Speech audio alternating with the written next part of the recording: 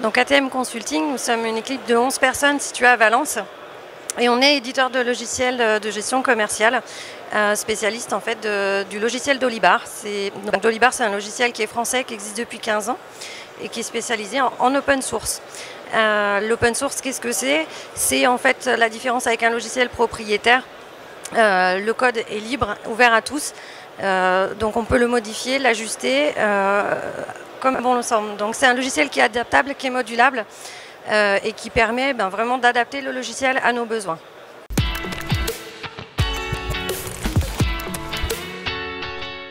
Alors les autres avantages, c'est qu'autour de Dolibar, vous avez une communauté qui gravite en fait. Donc tout le monde participe à l'élaboration du logiciel et tous les 6 mois, il y a une nouvelle version du logiciel qui sort. Donc c'est la participation de chacun qui permet aussi au logiciel d'avancer et d'avoir une vraie force et d'avoir une stabilité qu'on a aujourd'hui. La version avant d'être sortie est stabilisée bien longtemps avant, de manière à ce que toutes les personnes de la communauté qui participent à l'avancée du logiciel puissent ajuster, modifier et faire en sorte que la version qui va sortir soit stable. Donc quand on sort une version, en fait, ça fait déjà 2-3 mois, voire plus, qu'elle est frisée, enfin ce qu'on appelle frisée, pour avoir quelque chose de stable à la sortie.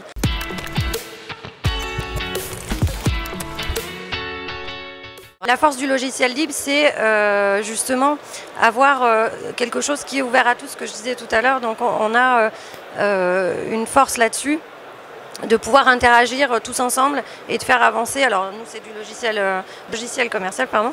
Voilà, il y a plein d'autres logiciels qui sont en open source et qui permettent de faire avancer les choses tous ensemble. C'est pas un propriétaire qui a la main mise sur son logiciel et pour lequel personne ne peut agir dessus. Là, c'est vraiment quelque chose d'ouvert où chacun peut participer. Et d'avoir quelque chose aussi à moindre coût, puisque ça permet d'avoir des solutions qui vont s'adapter. Donc on a une base commune et ensuite on rajoute les briques dont on a besoin. On ne part pas sur un logiciel, dans notre cas, vous avez un package complet et vous n'utilisez pas forcément tout. Là c'est à l'inverse, c'est-à-dire il y a une base commune et après on rajoute les briques dont on a besoin.